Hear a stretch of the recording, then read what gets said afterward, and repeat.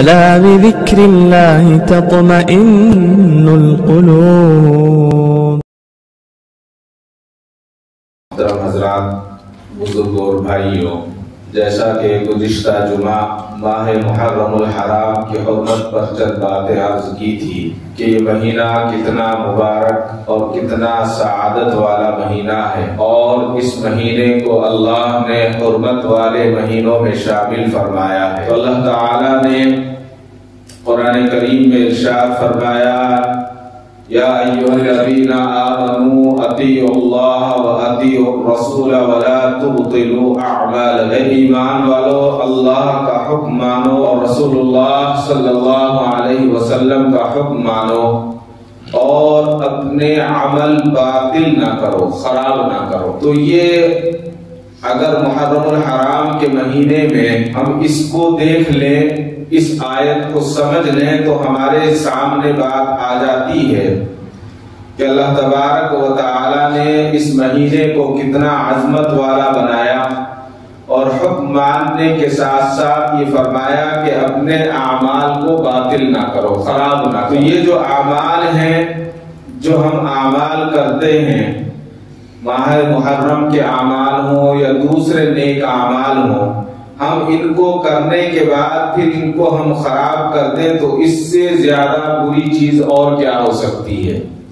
محنت کریں اور پھر اس کو توڑ دیا جائے، اس کو ختم کر دیا جائے، اس سے بری کیا چیز ہو سکتی ہے؟ اسی کے تعلق سے میں چند باتیں عرض کروں گا کہ دراصل یہ مہینہ حرمت والا مہینہ ہے، یعنی احترام کرنے والا مہینہ ہے، اور اللہ تبارک و تعالی نے احترام کرنا ہمیں سکھایا ہے، اور اللہ کے نبی صلی اللہ علیہ وسلم نے ہمیں بتایا ہے کہ کیسے احترام کیا جاتا ہے۔ حرمت والے مہینے کا احترام اس لیے کہ یہ مہینہ اللہ رب العزت نے فرمایا کہ یہ میرا مہینہ ہے، اللہ کا مہینہ ہے۔ بزرگان دین کا تو یہ طریقہ رہا ہے کہ جس کے ساتھ اللہ کا نام جڑ جائے یا رسول اللہ صلی اللہ علیہ وسلم کا نام جڑ جاتا یا نسبت حاصل ہو جاتی تو اس کا بھی ادب کیا کرتے تھے۔ حضرت شیخ نجیب الدین متوکل رحمت اللہ علیہ بزرگ گزرے ہیں، بڑے اللہ والے تھے۔ حضرت کے دو بیٹے تھے، ایک کا نام محمد تھا اور دوسرے کا نام احمد تھا۔ جب شیخ نجیب الدین ان پر غصہ آتا اور ان سے خفا ہوتے تو فرماتے کہ اے خواجہ محمد، تم نے ایسا کیوں کیا؟ آپ ایسا کیوں کرتے ہیں؟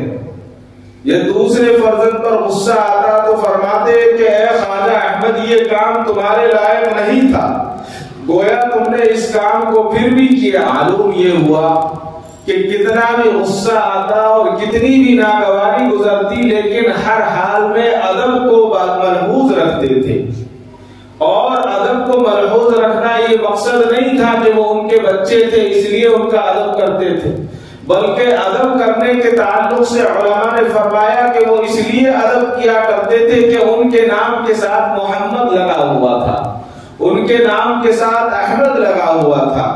شاعر قمر انجم نے اسی کو کہا ہے، زبان کو پاک جب تک نہ کر لے اشک محبت سے، زبان کو پاک جب تک نہ کر لے اشک محبت سے، نبی کا نام لب پہ اہل دل لیا نہیں کرتے۔ اللہ کے حبیب کا نام بھی جو ہے اسی وقت لیا جا سکتا ہے کہ جب ہماری زبان پاک ہو اور صاف ہو۔ جب آپ کا نام پاک اور صاف لیا جائے گا تو آپ کے اہل بیت کا نام بھی پاکی اور صفائی کے انداز میں لیا جائے گا۔ یعنی گزشتہ جمعہ جو میں نے عرض کیا تھا کہ ہمارے جو حضور ہیں آقا نامدار احمد مصطفیٰ حضرت محمد مصطفیٰ صلی اللہ علیہ وسلم کے اہل خانہ کا نام بھی اسی ادب کے ساتھ لیا جائے گا۔ ہم بے ادب ہو کر، بے وضو ہو کر ان کا نام لیں اور اس کے بعد ہم اپنی عقیدت کا اظہار کریں تو یہ عقیدت نہیں ہے، یہ محبت نہیں ہے۔ ہم اپنے باپ باپ کو گالی نہیں دیتے، ہم اپنے بھائی کو گالی نہیں دیتے اور پھر اس کو محبت کہتے ہیں، یہ محبت ہے، لیکن ہم اپنے باپ کو نشے کی حالت میں پکاریں، ہم اپنے آپ کو بےہودگی کے عالم میں پکاریں، سڑکوں پر پکارتے پھریں، تو یہ کون سا ادب ہے؟ اس کو ادب نہیں کہا جا سکتا، اس کو بے ادبی کہا جاتا ہے۔ اس لیے کہ اہل بیت جو ہے وہ نبی پاک علیہ السلام کے خاندان سے ہیں، آپ کا خون ہے۔ حضرت حسن اور حسین جو ہے حضرت نبی اکرم علیہ السلام کا خون ہے، حضرت فاطمہ کے جگر کے ٹکڑے ہیں، حضرت علی کے بیٹے ہیں، تو ان کا نام بھی ہمیں اسی طرح سے لینا چاہیے جس طرح سے ہم دوسروں کا نام، بڑوں کا نام لیتے ہیں، جس طرح سے ہم حضور کا نام لیتے ہیں، ادب کے ساتھ، وضو کے ساتھ، اور وضو کے علاوہ حضور اکرم صلی اللہ علیہ وسلم کا جس طرح سے ہم اکرام کرتے ہیں اسی طرح سے ان کا اکرام ہم پر لازم ہے۔ بہت سارے واقعات ہیں جن واقعات کو جب ہم سنتے ہیں اور پڑھتے ہیں تو تعجب ہوتا ہے کہ لوگ اتنے باادب تھے، لیکن آج اللہ حفاظت فرمائے، میں کسی کو نہیں کہہ رہا ہوں، میں اپنی ذات کو کہوں گا کہ آج ہمارا معاملہ یہ ہے کہ جو بھی کچھ ہمارے دل میں آتا ہے یا جو ہمیں شیطان کہنے کا موقع دیتا ہے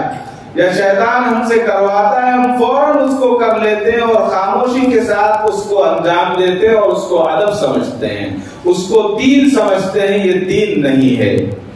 حضرت عالمگیر رحمت اللہ علیہ بادشاہ گزرے ہیں ہندوستان کے، کتنے بڑے بادشاہ ہوئے، بہت بڑے بادشاہ، پورے ہندوستان کے ساتھ پاکستان بھی اس زمانے میں تھا، افغانستان کا ایک بڑا حصہ ہندوستان میں شامل تھا، خراسان جس کو کہتے تھے ہندوستان تھا اور خراسان تھا، اور کوئی نہیں تھا، دوسرا ملک نہیں تھا۔ ساری زمین پر آپ کی بادشاہ اپنی روزی خود کما کر کھایا کرتے تھے، اتنے بڑے بادشاہ ہونے کے باوجود، وہ لمبی تفصیل ہے۔ تو میں یہ ادب کے تعلق سے یہ بتاتا ہوں کہ حضرت عالمگیر اورنگزیب رحمت اللہ علیہ کا ایک خادم تھا جس کا نام محمد قلی تھا۔ اس کے تعلق سے آتا ہے کہ وہ خادم خاص تھا اور جب بھی اس کو آواز دیتے وہ فوراً آتا اور آپ کی خدمت کیا کرتا تھا، آپ کا کام کیا کرتا۔ تو ایک دن حضرت عالمگیر رحمت اللہ علیہ نے اس کو آواز دی اور آواز میں کہا کہ قلی یہاں آؤ، کہاں ہو؟ تو وہ فوراً آیا، اور جب وہ آیا تو خالی ہاتھ نہیں آیا بلکہ پانی کا لوٹا اس کے ہاتھ، پانی کا لوٹا لے کر آیا اور دوڑتا ہوا آیا کہ حضور فرمائیے کیا ہوا؟ پانی کا لوٹا بادشاہ نے دیکھا، خاموش ہو گئے اور کہا کہ بس کچھ نہیں، وضو کرا دو۔ تو محمد قلی نے جو ہے آپ کو وضو کرا دیا۔ وضو کرانے کے بعد بات ختم ہو گئی، وہ چلے گئے، خادم چلے گئے اور بادشاہ اپنے کاموں میں مصروف ہو گئے۔ ایک شخص اس وقت اس چیز کو دیکھ رہا تھا اور وہ یہ دیکھ رہا تھا کہ بادشاہ نے محمد قلی کو آواز لگائی، لیکن آواز لگاتے ہوئے یہ نہیں کہا کہ میرا وضو ٹوٹ گیا ہے، تم پانی کے وضو کے لیے لوٹا لے کر آؤ یا پانی لے کر آؤ۔ بڑا تعجب کہ صرف قلی کہا اور پانی کا لوٹا لے کر آ گیا، اور بادشاہ کو وضو کی ضرورت تھی اور وضو کرا دیا۔ تو اس نے حضرت عالمگیر رحمت اللہ علیہ کے خادم نے خاص سے کہا اور معلوم کیا کہ مجھے تعجب ہے، بادشاہ نے تمہیں صرف آواز لگائی اور بلایا تھا، تمہیں یہ نہیں کہا تھا کہ تم لوٹا لے کر آؤ یا پانی لے کر آؤ، تمہیں کیسے پتا چلا کہ بادشاہ کو وضو کی ضرورت پیش آ گئی ہے؟ تو بہت ہی میرے اور آپ کے لیے عبرت کا مقام ہے۔ اس نے کہا کہ بادشاہ سلامت کی عادت ہے کہ جب بھی مجھے بلاتے ہیں محمد قلی کے نام سے بلاتے ہیں، لیکن آج جب انہوں نے بلایا تو مجھے صرف قلی کے نام سے بلایا، تو میں سمجھ گیا کہ بادشاہ سلامت کا وضو نہیں ہے، اس لیے کہ اگر وضو ہوتا تو محمد ضرور پکارتے اور محمد قلی کے نام سے پکارتے۔ لہذا مجھے سمجھ میں آ گئی کہ آج بادشاہ کو وضو کی ضرورت ہے، بے وضو ہے، لہذا میں پانی لے کر چلا گیا، اور واقعی بادشاہ سلامت کو وضو کی ضرورت تھی اور انہوں نے وضو کر لیا۔ سبحان اللہ۔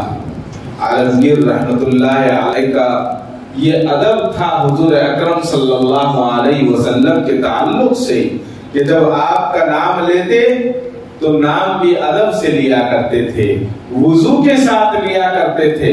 لیکن محرم کے نام پر آج ہم لوگ بہت سارے ایسے غلط کام کرتے ہیں جو شریعت میں کہیں سے کسی کا تعلق اور وجود ہی نہیں ہے. اس کی مثال موٹی سی مثال ہے، میں کسی کے خلاف نہیں ہوں، میں کسی کے خلاف بات کرنے کا عادی نہیں ہوں، میں بات بتانے کا عادی ہوں. بات یہ ہے کہ اگر واقعی اس کی اجازت ہوتی کہ ہم ڈھول بجائیں، ہم تماشا کریں، تو بتائیے کیا نبی اکرم صلی اللہ علیہ وسلم نے جب حضرت امام حسین پیدا ہوئے جب ڈھول نہیں بجا؟ جب آپ کا نکاح ہوا تب ڈھول نہیں بجا؟ آپ نے بہت ساری فتوحات حاصل کی تب ڈھول نہیں بجا؟ اب یہ کون سا موقع ہے کہ حضرت امام حسین کی شہادت پہ ڈھول بجے؟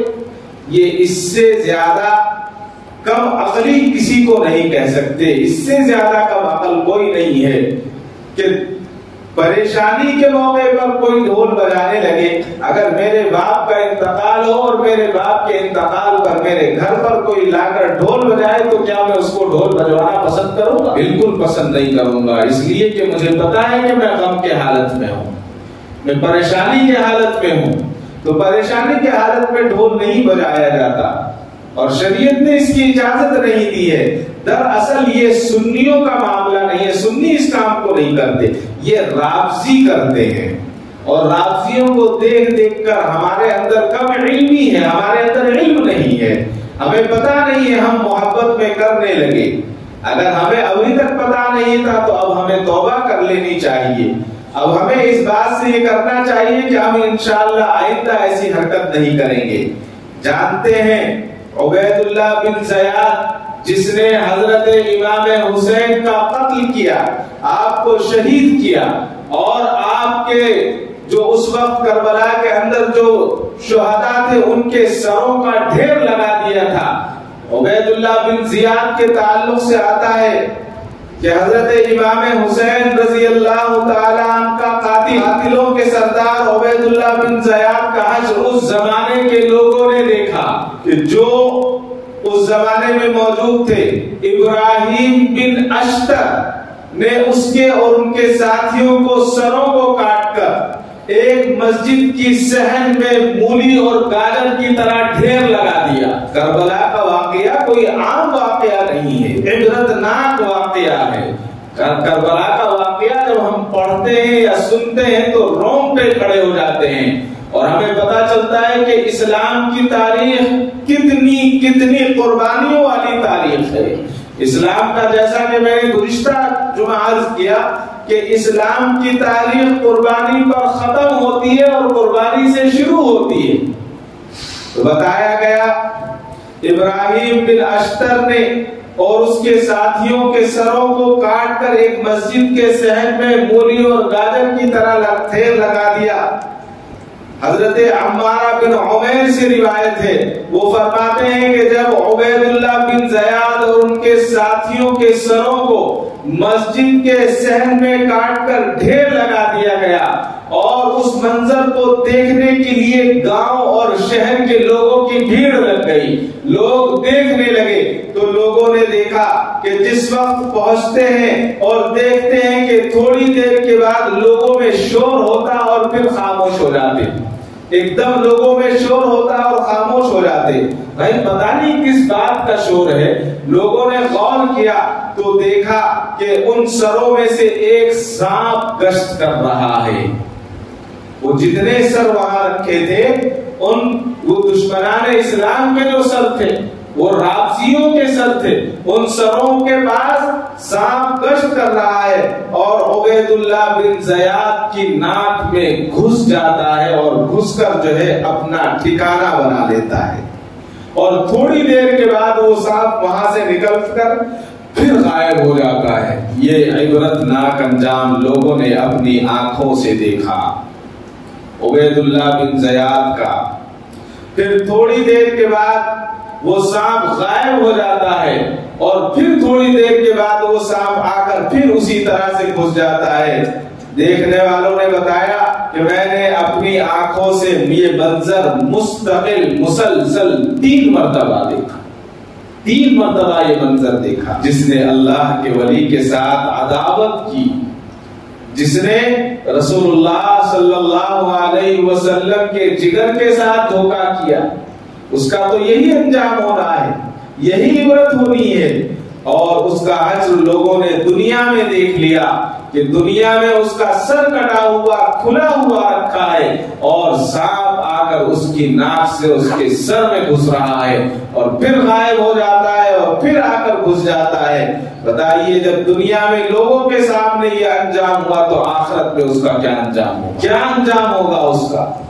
اس انجام کو ہم جانیں اور سمجھیں، اس کو پڑھیں، ہمیں اندازہ ہو جائے گا کہ امام حسین کے تعلق سے لوگ جو غلط کام کرتے ہیں ان کا انجام دنیا میں کیا ہوگا، پھر آخرت میں کیا ہوگا۔ لہذا اس سے ہمیں ڈرنا چاہیے، ہمیں عبرت حاصل کرنی چاہیے، ہمیں یہ معلوم ہونا چاہیے کہ ہمیں ایسا کوئی کام نہیں کرنا چاہیے جس سے رسول خدا صلی اللہ علیہ وسلم کو تکلیف پہنچے۔ اس لیے کہ حضور اکرم صلی اللہ علیہ وسلم کے آل کو تکلیف پہنچانا تو بہت دور کی بات ہے۔ ایسے واقعات، عبرتناک واقعات ایک نہیں سینکڑوں واقعات آپ کو تاریخ میں ملیں گے۔ حضور کے خاندان کو تکلیف تو دور کی بات۔ حضرت مولانا احمد علی سہارنپوری رحمت اللہ علیہ فرماتے ہیں کہ کسی محدث سے منقول ہے کہ ایک شخص دمشق کے ایک مشہور محدث کے پاس حدیث کا سبق حاصل کرنے کے لیے، اور اس کے شوق کو ان محدث نے دیکھا، حدیث پڑھانے والوں نے، اور کہا کہ ٹھیک ہے تم حدیث پڑھنا چاہتے ہو، تمہیں شوق ہے، میں تمہیں حدیث پڑھاؤں گا، لیکن ایک شرط یہ ہے کہ میں حدیث جو پڑھاتا ہوں میں اپنا چہرہ ڈھکے ہوئے رکھتا ہوں، اپنے چہرے کو کھولوں گا نہیں بلکہ اپنے چہرے کو ڈھک کر ہی تمہیں پڑھاؤں گا۔ انہوں نے کہا کہ ٹھیک ہے مجھے تو پڑھنا ہے، آپ پڑھائیے، میں پڑھنے کے لیے تیار۔ اب استاد سے شاگرد پڑھتا، استاد پڑھاتے اور شاگرد جو ہے ان کو جو ہے اپنا چہرہ نہیں دکھاتے تھے بلکہ شاگرد کو پڑھایا کرتے۔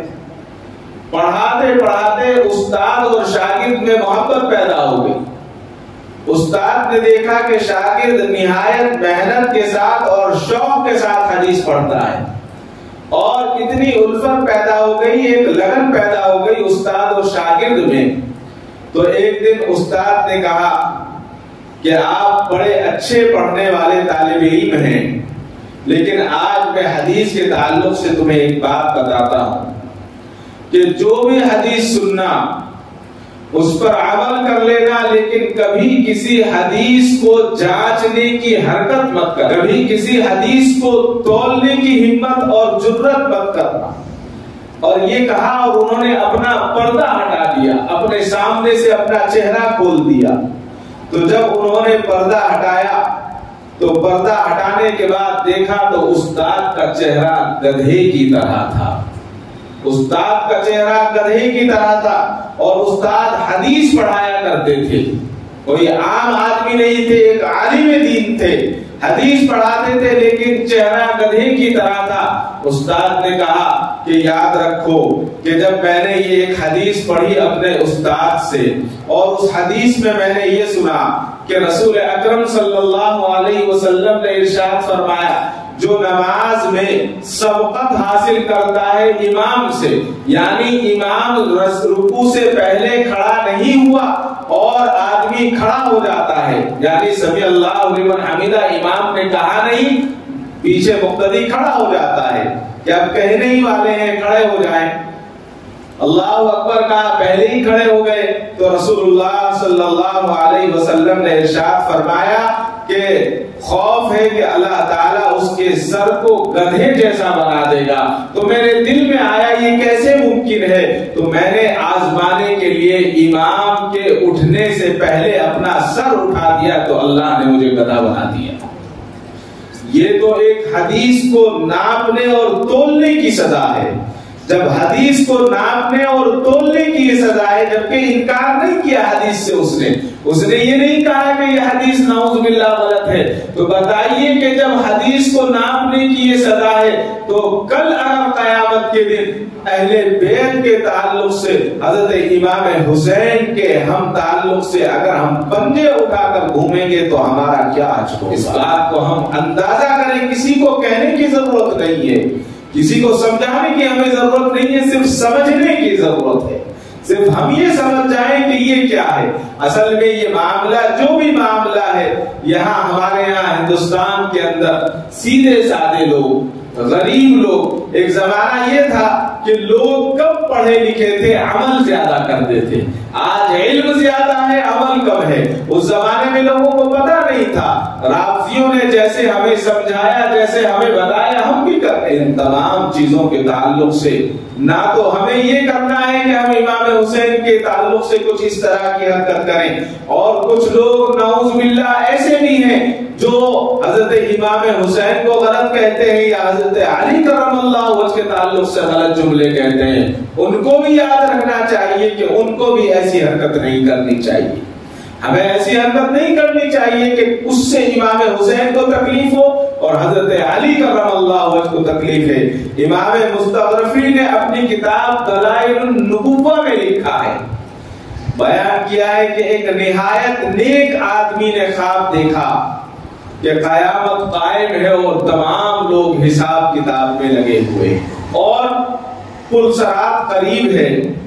تو وہ پل صراط کے قریب پہنچا اور گزر گیا، اور اس نے خواب میں دیکھا کہ گزرنے کے بعد میں نے دیکھا کہ حوض کوثر پر حضور اکرم صلی اللہ علیہ وسلم تشریف فرما، اور وہاں پر حضرت حسنین، امام حسن اور امام حسین لوگوں کو آب کوثر کا پانی اپنے دست مبارک سے پلا رہے۔ تو یہ شخص وہاں گئے اور کہا کہ مجھے بھی آب کوثر کا پانی دے، جو بزرگ تھے خواب میں انہوں نے دیکھا۔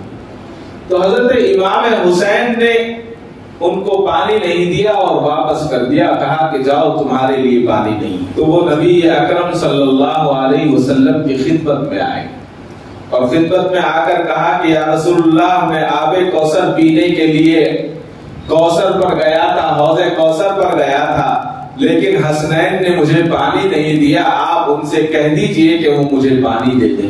تو حضور اکرم صلی اللہ علیہ وسلم نے ارشاد فرمایا کہ تیرا پڑوسی حضرت علی کو برا بھلا کہتا ہے اور تو اس کو منع نہیں کرتا، لہذا تجھے کیسے پانی دوں، تجھے پانی کے لیے کیسے کہوں؟ تو اس شخص نے، ان بزرگ نے جو خواب دیکھ رہے تھے، انہوں نے کہا کہ یا رسول اللہ، وہ بہت طاقتور ہے، میرا پڑوسی طاقت، اور میرے اندر اتنی طاقت نہیں ہے کہ میں اس کو روک سکوں، میں اس کو منع کر سکوں، لہٰذا آپ حسنین سے کہیے، امام حسنین سے کہیے کہ مجھے پانی پلا دے، میرے اندر اتنی طاقت نہیں ہے کہ میں حضرت علی کے دشمن کو یہ کہوں کہ وہ حضرت علی کو گالی نہ دے۔ تو حضور نے کہا کہ ٹھیک ہے۔ ایک چھڑی حضور نے اس بزرگ کو عطا فرمائی اور کہا کہ جاؤ اس چھڑی سے اس علی کے دشمن کا سر قلم کر دو، اس کو قتل۔ تو انہوں نے خواب دیکھا اور خواب میں ہی اس جگہ پر پہنچے جہاں پر وہ لیٹا ہوا تھا، اور وہ چھری جو ہے حضرت علی کے دشمن کے آپ نے گلے پر چلائی اور اس کا قتل ہو گیا۔ اور پھر وہ آ گئے اور کہا کہ مجھے پانی پلا دو۔ تو حضرت امام حسن نے ان کو پانی پلا دیا اور انہوں نے پانی پی لیا۔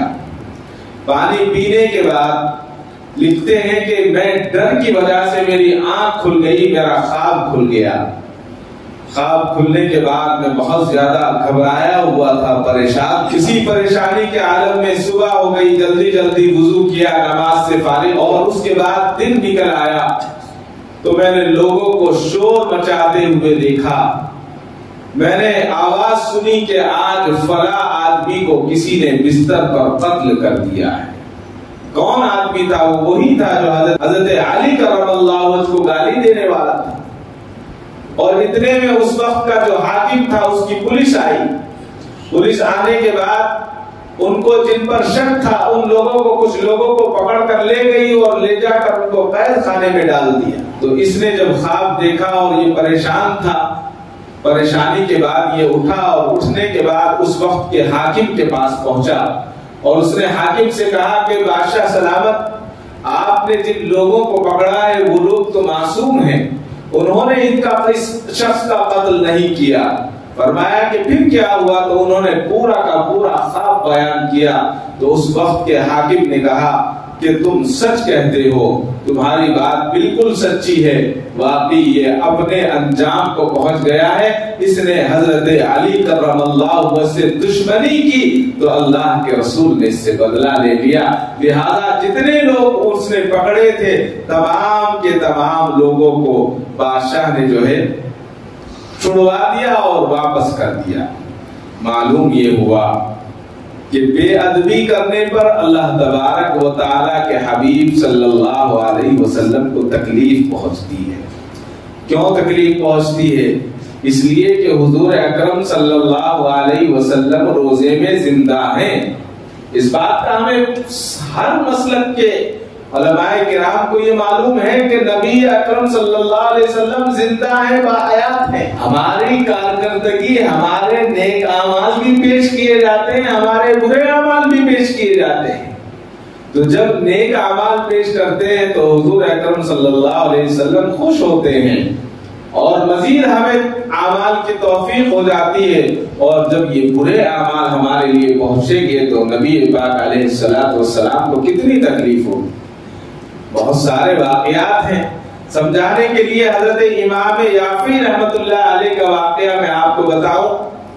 حضرت فرماتے ہیں کہ یہ صحیح اسناد کے ساتھ یہ واقعہ حضرت تک پہنچا کہ اس زمانے کا مشہور واقعہ تھا۔ حضرت عارف باللہ شیخ ابن الزغب یمنی رحمت اللہ علیہ مشہور اس وقت کے ولی گزرے ہیں۔ حضرت جو ہے ہر سال حج کے لیے تشریف لے جایا کرتے تھے۔ حضرت جاتے اور جانے کے بعد حج کرتے اور حج کے بعد مدینہ المنورہ روزے پر تشریف لے جاتے، اور روزے پر جانے کے بعد عقیدت و محبت کے اشعار پڑھا کرتے تھے اور حمد بیان کیا کرتے تھے، اللہ کی حمد کرتے اور رسول خدا صلی اللہ علیہ وسلم کی نعت بیان کیا کرتے۔ تو یہ مستقل کا آپ کا معمول تھا۔ ایک مرتبہ آپ وہاں پر روزے پر کھڑے ہو کر نعت پڑھ رہے تھے تو ایک شخص آیا اور اس نے بڑی عقیدت سے حضرت سے کہا کہ حضرت میں آپ کی دعوت کرنا چاہتا ہوں، میں آپ کی خدمت کرنا چاہتا ہوں، آپ میری دعوت کو قبول فرما لیں۔ حضرت نے کہا کہ ٹھیک ہے، میں آپ کی دعوت اس لیے قبول کرتا ہوں کہ دعوت قبول کرنا سنت ہے، اور میں یہاں اللہ کے حبیب کا مہمان ہوں، آپ نے کہا ہے تو میں دعوت قبول کر لیتا ہوں۔ آپ نے دعوت قبول کر لی، اور دعوت قبول کرنے کے بعد اس نے بتایا کہ فلاں جگہ میرا مکان ہے، میرے گھر آپ کو تشریف لانا ہوگا۔ تو حضرت دعوت کے لیے اس کے گھر تشریف لے گئے۔ جب گھر تشریف لے گئے، گھر پہنچنے کے بعد جب اندر داخل ہوئے تو وہاں پر اس کے دو خادم تھے جو رابضی تھا، یہ خود رابضی تھا اور اس کے خادم جو تھے وہ حبشی غلام تھے، کالے تھے، بہت طاقتور ہوتے ہیں، مضبوط لوگ ہوتے ہیں۔ انہوں نے شیخ ابن الزغب کو پکڑا اور پکڑنے کے بعد قابو میں کر لیا، اور اس رابضی نے کہا کہ میں تمہیں دیکھ رہا ہوں، جب تم یہاں آتے ہو تو رسول خدا کے ساتھ ساتھ حضرت ابو بکر اور عمر کی بھی تعریف کرتے ہو اور ان کو بھی سلام پڑھتے ہو، لہذا میں تمہیں چھوڑوں گا نہیں، اور آج میں تمہیں دیکھوں گا اور تمہیں انجام مکمل کروں گا۔ اور اس نے حضرت عارف باللہ شیخ ابن الزغب یمنی کو پکڑا اور آپ کی جیب کو باہر نکالا، اور جیب کو نکالنے کے بعد ایک تیز چاقو سے جو ہے حضرت کی آدھی جیب کو کاٹ دیا، اور جیب کو کاٹنے کے بعد حضرت کے ہاتھ پر اس جیب کو رکھ دیا اور کہا کہ تو اتنا بڑا متقی اور عقیدت والا بنتا ہے، لے اپنی اس جیب کو، میں دیکھنا چاہتا ہوں کہ جا اپنی جیب کو، اگر تو اتنا بڑا سچا ہے اور اتنا بڑا تیرے وہاں لیٹے ہوئے ساتھی سچے ہیں تو جا اپنی جیب کو جڑوا لے، میں دیکھنا چاہتا ہوں۔ حضرت شیخ اس جیب کو لیتے ہوئے آئے، زبان سے کچھ بول نہیں سکتے تھے، جیب کٹ گئی تھی. روزے پر کھڑے ہوئے اور آنسو سے روتے ہوئے اپنے آنسو سے آپ نے اپنا سارا حال بیان کیا، اور جیب ہاتھ میں ہے اس کو بیان کر رہے ہیں. لکھا ہے کہ فوراً حضرت شیخ کو نیند آ گئی، اور نیند آنے کے بعد آپ نے دیکھا کہ حضور اکرم صلی اللہ علیہ وسلم تشریف فرما ہے. آپ کے ساتھ میں حضرت ابو بکر بھی ہیں، حضرت عمر بھی ہیں، اور حضرت ابو بکر بھی غمزدہ ہیں، حضرت عمر بھی غمزدہ ہیں، اور رسول خدا صلی اللہ علیہ وسلم بھی غمزدہ ہے. حضور نے جیب کو لیا اپنے دستے مبارک میں اور کہا کہ شیخ اپنا منہ کھولو. آپ نے اپنا منہ کھولا، حضور نے وہ جیب کو آپ کی جیب کی جگہ پر رکھا اور کہا کہ جاؤ چلے جاؤ. آنکھ کھلی، دیکھا کہ جیب بالکل صحیح ہے اور بالکل درست ہو گئے. کھلا ہوا واقعہ تھا. اس واقعے کے بعد آپ نے کچھ نہیں کہا، خاموش حج سے فارغ ہوئے، اور فارغ ہونے کے بعد واپس چلے گئے. اور جانے کے بعد جب دوسرا سال آیا، دوسرا سال پھر آپ نے حج کیا، اور حج کرنے کے بعد پھر مدینہ طیبہ تشریف لائے، اور حسب عادت وہ روزے پر حاضر ہوئے، اور روزے پر حاضر ہو کر انہوں نے حضور اکرم صلی اللہ علیہ وسلم کی تعریف کرنی شروع کر دی، جس طرح سے پہلے سے کرتے آئے تھے. تو وہاں پر اس مرتبہ ایک آدمی ملا، اور اس شخص نے کہا کہ اے شیخ ابن الزغب، آپ سے گزارش ہے، آپ اللہ کے رسول کے مہمان ہیں، لہذا آپ سے یہ درخواست ہے کہ آپ ہمارے مہمان بن جائیں، آپ ہماری ایک وقت کی دعوت قبول کر لیں. اب ایک طرف تو یہ پریشانی کہ سال گزشتہ جو ہے زبان کاٹ دی گئی تھی، دھوکہ دیا گیا تھا، اور دوسری طرف یہ بھی ہے کہ اللہ کے نبی نے اس کو درست کر دیا تھا. پھر ذہن میں بات آئی کہ تو اللہ کے نبی کی بات ہے، اللہ کے نبی کے واسطے سے انہوں نے میری دعوت کی ہے، میں اس کو کیسے منع کر سکتا ہوں. پھر آپ نے دعوت قبول کر لی، اور دعوت قبول کرنے کے بعد پھر وہ لوگ، وہ نوجوان جو ہے آپ کو دعوت کے لیے لے گیا. اب جب گھر کے اندر داخل ہوئے تو ان کو احساس ہوا کہ یہ تو وہی پرانا والا مکان ہے جس مکان کے اندر حضرت کی زبان کا، لیکن دعوت قبول کر لی ہے، اللہ کے حبیب کے صدقے میں دعوت قبول کی ہے، تو خاموش رہے. تو اس شخص نے کہا کہ حضرت آپ کی دعوت قبول ہے، آپ پریشان نہ ہو، آپ کھانا کھائیں. بہت عمدہ عمدہ غذائیں حضرت کو کھلائی، اور کھلانے کے بعد آپ کو جو ہے ایک کمرے میں لے کر گیا، اور کمرے میں اس نے دروازہ بند کر رکھا تھا، اور دروازے کو اس نے کھڑکی میں سے دکھایا اور کہا کہ حضرت یہ دیکھیے اس کمرے کے اندر کیا بیٹھا ہوا ہے. تو حضرت شیخ ابن الزغب نے کہا کہ میں دیکھ رہا ہوں کہ اس کے اندر ایک بندر بیٹھا ہوا ہے، باندرا بیٹھا ہوا ہے. تو کہا کہ یہ بندر نہیں ہے، یہ وہی شخص ہے جس شخص نے آپ کی سال گزشتہ زبان کا، اس کو اللہ تبارک و تعالیٰ نے بندر بنا دیا، اور یہ میرا باپ ہے، یہ رابضی تھا، اس کو اللہ کے حبیب کی شان میں گستاخی کرنے پر اللہ نے دنیا میں یہ عبرتناک سزا دی ہے کہ اللہ نے اس کو بندر بنا. اور میں انتظار میں تھا کہ آپ آئیں، اور آپ آنے کے بعد میری دعا کو، میری دعوت کو قبول کریں اور آئیں اور یہ دیکھیں کہ میرے باپ کو اللہ نے کیا سزا دی ہے. لہذا جب سے اس کو بندر بنایا ہے تو میں نے اس کو فوراً اس کمرے کے اندر بند کر دیا تاکہ یہ کسی کے لیے پریشانی کا سبب نہ ہو اور مشکل کا ذریعہ نہ بنے. معلوم یہ ہوا رسول خدا صلی اللہ تعالی علیہ وسلم کی شان میں یا آپ کے خاندان والوں کی شان میں گستاخی کرنا بہت بڑی بد نصیبی اور کم بختی کی علامت ہے. اس سے زیادہ اور کیا کہتے ہیں. یہ محرم الحرام کا مہینہ اللہ تبارک و تعالی کی حرمت کا مہینہ ہے اور اللہ سے توبہ کا مہینہ ہے. اسی کے تعلق سے ایک واقعہ بات یاد آئی تو بات پر اپنی بات کو ختم کرتا ہوں. حضرت خواجہ نظام الدین اولیاء رحمت اللہ علیہ مشہور مشائخ میں سے سلطان الہند ہم ان کو کہتے ہیں، سلطان الاولیاء ان کو کہا گیا ہے. حضرت کے زمانے میں ایک بہت بڑے عالم تھے اور فقیہ تھے، ان کا نام حکیم ضیاء الدین رحمت اللہ علیہ، بڑے محدث۔ حضرت نظام الدین اولیاء رحمت اللہ علیہ کا معمول سماع سننے کا تھا۔ سماع کہتے ہیں قوالی کو، قوالی کو یا حمد کو یا نعت کو، ایسی سماع جس کے اندر میوزک نہ ہو۔ اب آپ کہیں گے کہ قوالی بھی ہے اور میوزک بھی ہے، تو یہ پھر قوالی کیسی؟ اس زمانے میں ڈف بجایا کرتے تھے۔ ڈف کہتے ہیں ڈھولک ہوتی ہے، ڈھولک میں دونوں طرف بجانے کا ہوتا ہے، ادھر سے بھی بجاتے ہیں ادھر سے بھی۔ ڈف ایک طرف ہوتا ہے، صرف ایسے بجایا جاتا ہے ایک طرف سے۔ تو ڈف کے اوپر حضرت نظام الدین اولیاء رحمت اللہ علیہ نعت، حمد اور قوالی سنا کرتے تھے۔ تو حضرت حکیم ضیاء الدین صاحب رحمت اللہ علیہ نے فرمایا کہ نظام الدین بدعت کرتا ہے، نظام الدین جو قوالی سنتے ہیں وہ حرام ہے۔ اب یہ بھی ہمت کی بات ہے کہ اتنے بڑے عالم، اتنے بڑے اولیاء، اتنے بڑے متقی، ان کے خلاف فتویٰ دینا۔ تو حضرت حکیم ضیاء الدین صاحب بیمار ہو گئے۔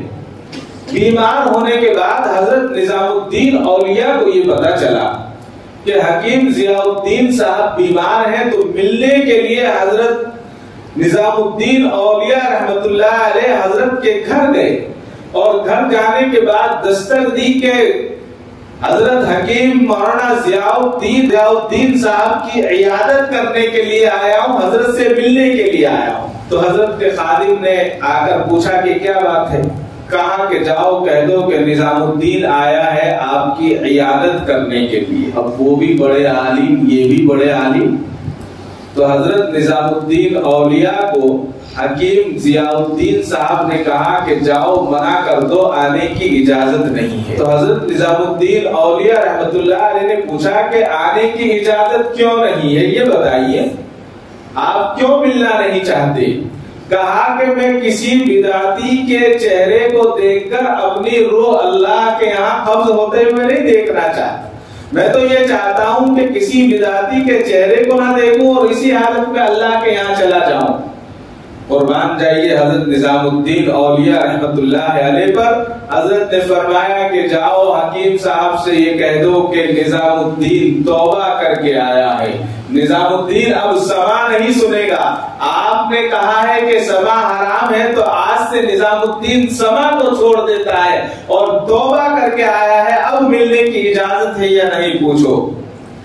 جب یہ بات حکیم ضیاء الدین صاحب کو معلوم ہوئی تو حضرت نے اپنی پگڑی اپنے خادم کو دی اور کہا کہ اس پگڑی کو دروازے تک پھیلا دو اور نظام الدین اولیاء سے کہو کہ اپنے جوتے کے ساتھ اس پگڑی پر آئے، بغیر جوتے کے نہیں، آج جوتے کے ساتھ میں ان کا استقبال کرتا ہوں۔ قربان جائیے، اس کو کہتے ہیں ادب۔ اسلام نے یہی سکھایا ہے۔ علماء میں اختلاف ہو سکتا ہے، اختلاف ہم کر سکتے ہیں، اختلاف میں محبت پیدا ہوتی ہے، اختلاف جائز بھی ہے، لیکن اکرام اور ایک دوسرے کی عزت سے کھلواڑ کی اسلام میں کسی کی اجازت نہیں دی گئی ہے۔ آپ کسی کو اجازت دیں، آپ کسی کو آپ کو کوئی کام پسند ہے آپ کیجئے، لیکن مجھے جو پسند ہے آپ اس سے اختلاف کر سکتے ہیں، لیکن میری عزت سے کھیل نہیں سکتے، آپ کی عزت سے میں کھیل نہیں سکتا۔ یہ اسلام نے ہمیں سکھایا ہے۔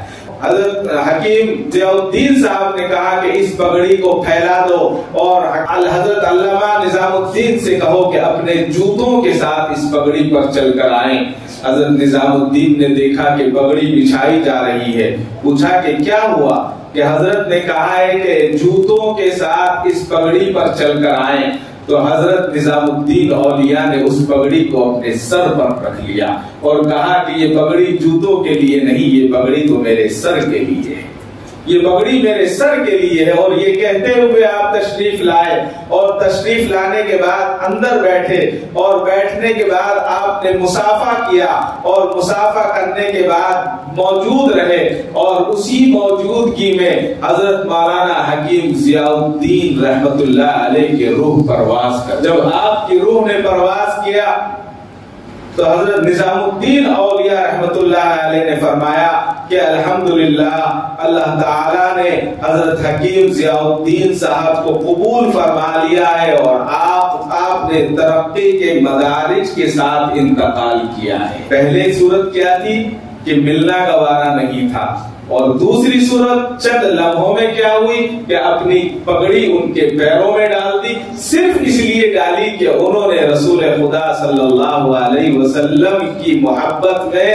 توبہ کا اعلان کر دیا، جبکہ اس وقت کی سما ایسی سما نہیں تھی جیسی آج سما ہے۔ آج ہم یہ کہتے ہیں کہ بزرگان دین کے یہاں قوالی ہوتی ہے، قوالی وہ قوالی نہیں تھی، ایسی قوالی کو بھی علماء کرام نے ناجائز قرار دیا ہے۔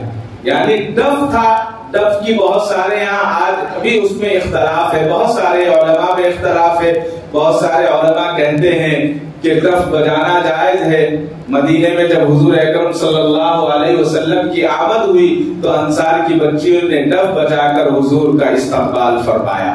اس طرح سے بہت ساری چیزیں ہیں۔ خیر اس معاملے میں اس وقت جو ہے مجھے جانا نہیں ہے، بس عرض یہ کرنا ہے کہ مدینے کی حرمت اور مدینے والوں کی حرمت، یعنی ان کا اکرام اور ان کا اعزاز یہ بہت ضروری ہے، اس لیے کہ اگر ہم ان کا اعزاز نہیں کریں گے تو کل قیامت کے دن وہی ہوگا جیسا کہ ابھی میں نے آپ سے عرض کیا کہ حسنین نے اپنے ہاتھوں سے انہیں پانی پلانے کو منع کر دیا تھا۔